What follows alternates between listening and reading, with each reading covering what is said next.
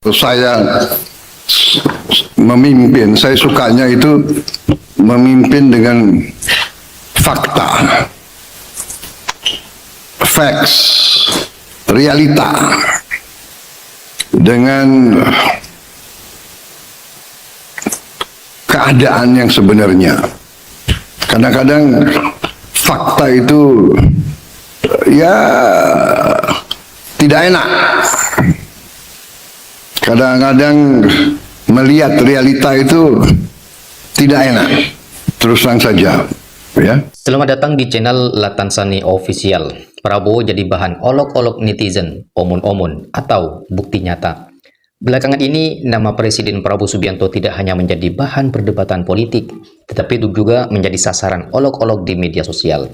Salah satu istilah yang sering muncul adalah Prabowo omon-omon. Istilah ini sebenarnya bukan sekedar ejekan. Di baliknya ada kritik yang lebih serius. Apakah pemerintah terlalu sering berbicara tentang keberhasilan, target besar, dan janji perubahan, tetapi masyarakat masih menunggu bukti konkretnya? Inilah pertanyaan yang seharusnya dibahas. Karena seorang presiden tentu boleh berbicara, boleh menyampaikan visi, boleh menjanjikan perubahan. Bahkan memang menjadi tugas seorang pemimpin untuk memberikan harapan kepada rakyat.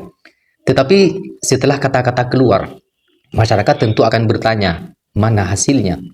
Dan di era media sosial, pertanyaan itu menjadi semakin keras. Hari ini, satu pernyataan presiden bisa dipotong menjadi video pendek, dikomentari jutaan orang, kemudian dibandingkan dengan kondisi yang dialami masyarakat sehari-hari. Maka dari itu, ayo kita tonton cuplikan video berikut ini. Ya, karena apa? 100 itu milik yang maha kuasa, ya kan? 99 itu milik Presiden Republik Indonesia, ya kan? Teruntuk Bapak Presiden Republik Indonesia, Bapak Presiden ke-8, Bapak Haji Prabowo Subianto, kami sebagai masyarakat bukannya menyerang daripada program Bapak yang namanya MBG. Kami hanya mengkritik dan memberikan saran agar MBG segera dihentikan karena kami menganggap MBG banyak madorotnya daripada maslahatnya Bapak. Yang kami lihat MBG hanya dijadikan ladang korupsi untuk para bangsat-bangsat, bajingan-bajingan yang ada di negeri ini Bapak. Jika ada masyarakat yang mengatakan bahwa MBG itu hanya pemborosan, maka saya katakan betul Pak, MBG hanya pemborosan. Bapak tahu berapa ton makanan yang terbuang per harinya yang tidak dimakan oleh siswa Pak. Semenjak adanya MBG, masyarakat jadi susah untuk membuat jaminan kesehatan yang namanya BPJS Pak. Dan masih banyak fasilitas-fasilitas pendidikan, gedung-gedung sekolah yang tidak layak huni Pak. Kalau Bapak mengatakan MBG membuka lapangan pekerjaan, saya katakan betul. Cuman hanya berapa persen membuka lapangan pekerjaannya Pak. Masih banyak masyarakat yang nganggur, yang belum mendapatkan pekerjaan Pak. Ingat Pak, tugas negara itu bukan untuk memberikan makan rakyatnya, tapi memberikan lapangan pekerjaan agar para orang tua bisa memberikan makan anak dan istrinya Pak.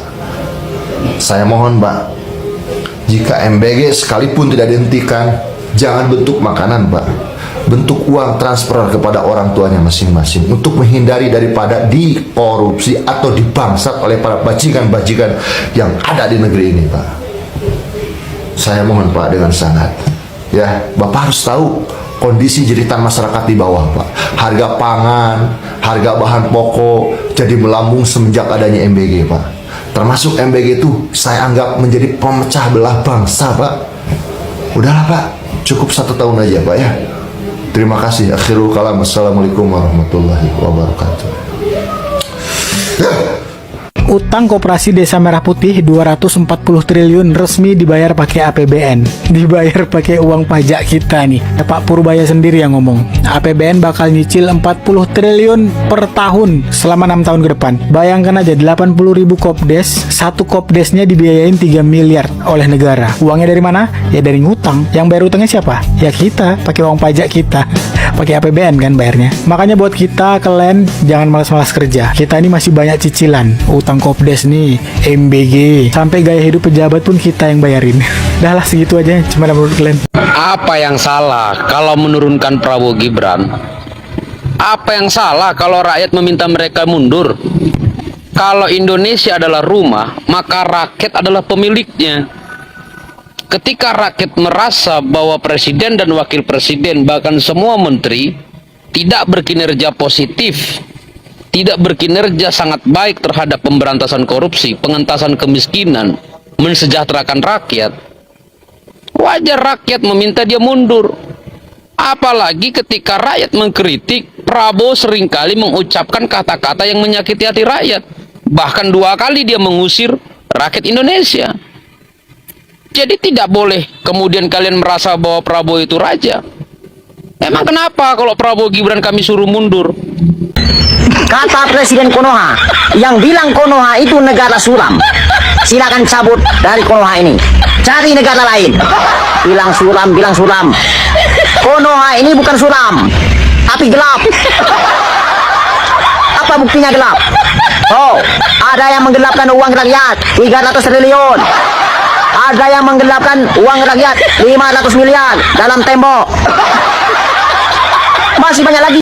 Ada yang menggelapkan uang tambang.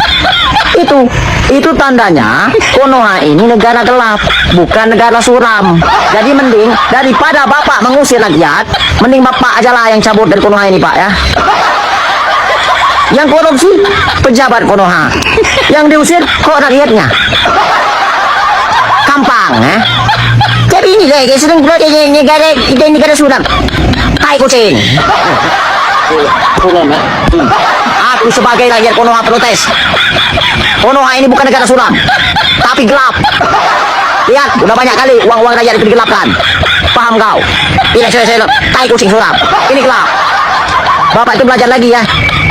Mana suram sama gelap. Udah banyak kali. Dan kami tidak bilang negara Konoha ini negara miskin. Konoha ini negara kaya, terutama pejabatnya yang kaya raya. Udah terbukti. Mana bukti kalau Konoha ini negara kaya? Dilihat dari koruptornya. Korupsi 500 miliar, korupsi 300 triliun, 3.000 triliun. Korupsi pajak. Jadi bilang negara miskin. Kalau negara miskin nggak mungkin bisa korupsi sebesar itu. Ini korupsinya itu udah ratusan triliun, bahkan ribu triliun, hampir nggak terdeteksi. Itu menandakan negara Konoha ini banyak duitnya, tapi lebih banyak koruptornya. Gampang binatang mati gancang. Baik, ada pertanyaan? Tidak ada? Ada yang stres? Ada yang stres? Halo guys, gimana kabarnya? Semoga kalian semuanya diberikan kesehatan, kebahagiaan, rezeki yang lancar. Amin. Kali ini saya nggak komentar guys. Kita dengarkan saja komentar dari netizen tentang pidato Bapak Presiden Prabowo itu tadi. Kita simak ya guys. Itu guys. Yang ngasih pertanyaan, lu yang jawab gak ada, lu juga yang bilang stres. Terus yang stres siapa? Lu sendiri. Ngatain orang stres. Lu sendiri yang stres, ngasih jawaban enggak, ngasih pertanyaan iya, dijawab sendiri sama lu enggak. Stres kan? Kebanyakan makan kecubung. Jadinya begitu. Belum siap jadi presiden. Ya udah, begini jadinya. Negaranya hancur. Yang nyoblosnya juga ada Okon. Lain kali kalau seandainya mau nyoblos presiden, diselidiki dulu dia itu kayak gimana, sifat-sifatnya, kelakuannya, masa lalunya. Ini presiden yang satu ini dulunya dikeluarkan oleh Soeharto, dipecat oleh Habibie, diceraikan oleh Bu Titi. Nah, itu tadi guys komentarnya. Sekarang kita ulang ucapan dari Mbak itu tadi tentang sejarah Bapak Presiden Prabowo. Kita ulang ya guys. Kita ulang Mbak. 1. Ini presiden yang satu ini dulunya dikeluarkan oleh Soeharto, 2. dipecat oleh Habibie, 3. diceraikan oleh Bu Titi. Permisi Mbak, Pencoblosnya menurut jenengan gimana? Yang nyoblosnya juga pada Oon. Nah, guys, sudah jelaskan komentarnya dari mbaknya itu tadi. Berarti kaum 58% oke guys kemarin. Ada yang stres. Ada yang stres. Hasim Joyo Hadikusumo itu adiknya Mr. Presiden ini, dia bilang 40 juta rakyat Indonesia nggak punya rumah. So sebagai presiden atau sebagai kepala negara, sebagai pemerintahan, dia tawarkan solusi apa? Kan nggak ada. Justru ketika publik mengkritik, dia tagih hak-haknya, dia bilang apa? Nye, itu nggak nyambung kan? Ini presiden macam apa gitu? Ya kan? Nye gitu. Ini ada anaknya ngeluh, ya kan? Ada anaknya minta uang sekolah gitu kan? Kan bapak yang baik kan bilang gitu, tunggu ya nak, sabar, bapak lagi berjuang. Jujur aja, bapak lagi kerja keras, bapaknya nggak bisa istirahat nih. Kan anak juga ngerti pak. Tapi kalau ngenyek gitu, apa bedanya lu sama Firaun kan? Merdeka! Pencapaian terbaiknya. Negara paling korup di dunia. Penduduknya. Paling miskin nomor 2 di dunia. Bayar pajaknya. Paling tinggi se-Asia Tenggara. Gaji rakyatnya. Paling rendah se-Asia Tenggara. Koruptornya. Paling sejahtera se-alam semesta. Merdeka! Merdeka! Ketika pemerintah mengatakan ekonomi membaik, masyarakat akan membandingkannya dengan isi dompet mereka. Ketika pemerintah berbicara tentang lapangan kerja, masyarakat akan melihat apakah mencari pekerjaan memang semakin mudah. Ketika pemerintah berbicara tentang kesejahteraan, rakyat akan melihat harga kebutuhan pokok. Ketika pemerintah berbicara tentang program besar, masyarakat akan bertanya, apakah program tersebut benar-benar terasa manfaatnya? Disinilah persoalannya. Nah, narasi pemerintah dan pengalaman masyarakat ini tidak boleh terlalu jauh berbeda. Sebab kalau pemerintah terus mengatakan semuanya berjalan baik, sementara masyarakat melihat banyak persoalan di lapangan, akan muncul jarak antara pemerintah dengan rakyat. Dan jarak itulah yang kemudian menjadi bahan olok-olok netizen. Program makan bergizi gratis misalnya. Tujuannya tentu positif, meningkatkan gizi anak-anak Indonesia. Tetapi karena program ini menggunakan anggaran negara dalam jumlah besar dan melibatkan jutaan penerima manfaat, masyarakat berhak mengawasinya. Bagaimana kualitas makanannya, bagaimana distribusinya, bagaimana standar keamanannya, bagaimana pengawasannya, dan yang paling penting apakah hasilnya sesuai dengan biaya yang dikeluarkan.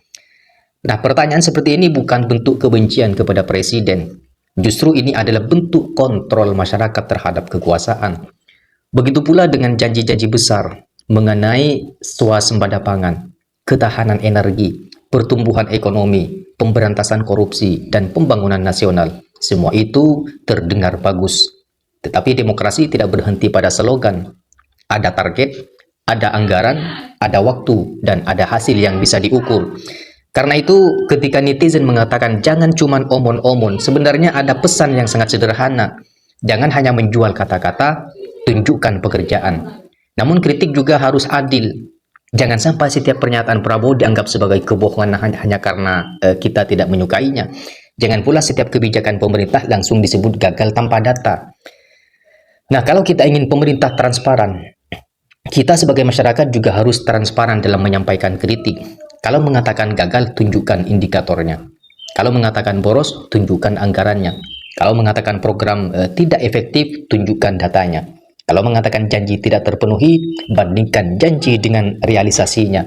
Dengan begitu, kritik tidak lagi sekedar olok-olok. Kritik berubah menjadi kontrol publik. Dan justru disinilah pemerintah seharusnya tidak alergi terhadap kritik.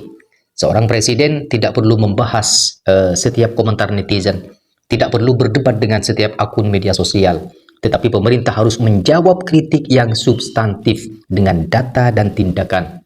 Kalau program dikritik, perbaiki. Kalau ada kesalahan, akui. Kalau target belum tercapai, jelaskan penyebabnya. Kalau berhasil, tunjukkan buktinya. Itulah yang sebenarnya yang dibutuhkan oleh masyarakat.